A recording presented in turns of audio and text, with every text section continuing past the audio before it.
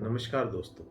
जीने के लिए सबसे महत्वपूर्ण चीजें हैं भोजन, पेय पदार्थ और ऑक्सीजन। भोजन का हम बहुत ही आनंद लेते हैं, पेय पदार्थों का भी हम पूरा लुत्फ उठाते हैं, लेकिन ऑक्सीजन के प्रति हम उदासीन हैं। वातावरण में कितना प्रदूषण है, इसके बारे में हम कभी भी सजगता से नहीं सोचते। जबकि भोजन के बिना एक व्यक्ति 5, 7, 10 दिन तक जिंदा रह सकता है। जल के बिना भी कुछ घंटों या 1-2 दिन निकाल सकता है। 2-3 मिनट ऑक्सीजन ना मिलने पर ही व्यक्ति के प्राण पखेरु उड़ जाते हैं। इतनी महत्वपूर्ण होने के बाद भी हम ऑक्सीजन के प्रति सजग नहीं है। ऑक्सीजन हमारे शरीर में करता क्या है? ऑक्सीजन का सबसे महत्वपूर्ण कार्य है हमारे शरीर को ऊर्जा प्रदान करना। जो हम भोजन ग्रहण करते हैं, जो हम जल इत्यादि ग्रहण करते हैं, उनके माध्यम से ऊर्जा का निर्माण करके शरीर की प्रत्येक कोशिकाओं तक उस ऊर्जा को पहुंचाना। हमारे दिमाग को सर्वाधिक ऑक्सीजन की जरूरत होती है। हमारी मांसपेशियों को सबसे ज्यादा ऑक्सीजन की जरूरत होती है। हमारे शरीर की प्रत्येक गतिविधियों को गति प्रदान करने का कार्य ऑक्सीजन के द्वारा उत्पन्न की गई ऊर्जा ही करती है। अब ये ऊर्जा किस तरह से उन कोशिकाओं तक पहुंचती है? हृदय के माध्यम से लाल रक्त कोशिकाओं के जरिए हमारे शरीर में ऑक्सीजन प्रत्येक कोशिका तक पहुंचती है और यही ऊर्जा हमारे शरीर को गति प्रदान करती है। हमारे शरीर में ऑक्सीजन का स्तर 99 बना रहना चाहिए। यदि इससे नीचे ऑक्सीजन का स्तर गिरता है तो हमारे शरीर की रोग प्रतिरोधक क्षमता जो है वह घटने लगती है और उसी के कारण अनेकों बीमारियां घर कर लेती है।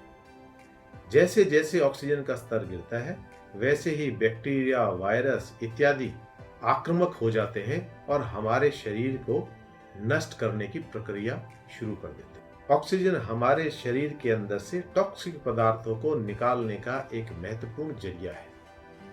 मृत कोशिकाओं से लेके अन्य टॉक्सिक जो हमारे शरीर में उत्पन्न होते रहते हैं, वो भी कार्बन डाइऑक्साइड और सांस के जरिए बाहर जाते रहते हैं। तो एक तरह से कहा जाए तो ऑक्सीजन एक और जहां ऊर्जा दे रही है, वहां हमारे शरीर को शुद्ध रखने का कार्य भी कर रही है।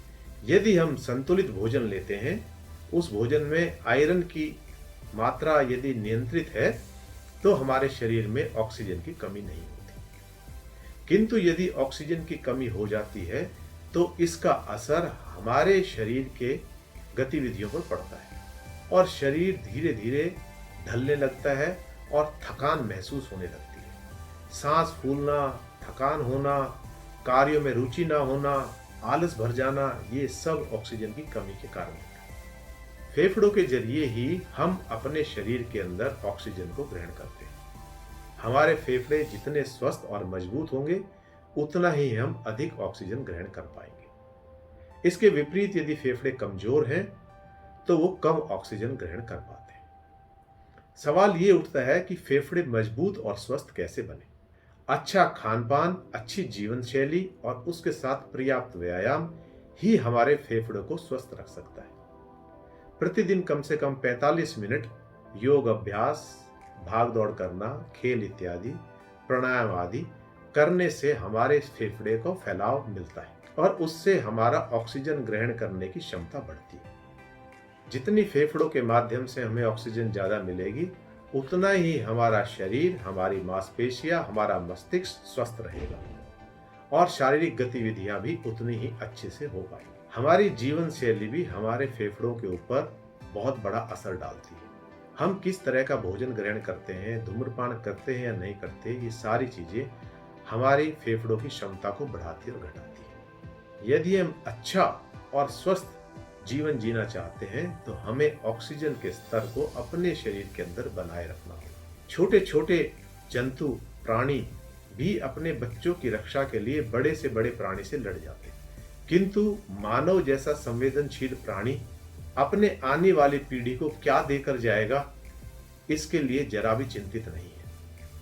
यदि गतिविधियां ऐसी ही रही तो आने वाले समय में हम अपनी पीढ़ी को प्रदूषण, बीमारी, महामारी इनके अलावा कुछ देकर नहीं जाएंगे। आज नए सिरे से चिंतन करने की आवश्यकता है पेड़ लगाने की आवश्यकता है। ऑक्सीजन के स्तर को शरीर में नहीं, प्रकृति के अंदर भी इम्प्रूव करने की जरूरत है। और इसी उम्मीद के साथ कि हम सब मिलकर इस धरा को रहने के लिए स्वच्छ और सुंदर बनाने का प्रयास करते हुए अधिक से अधिक पेड़ लगाएंगे और इस प्रकृति को हरा भरा, स्वस्थ और सुंदर बनाएंगे। धन्यवाद।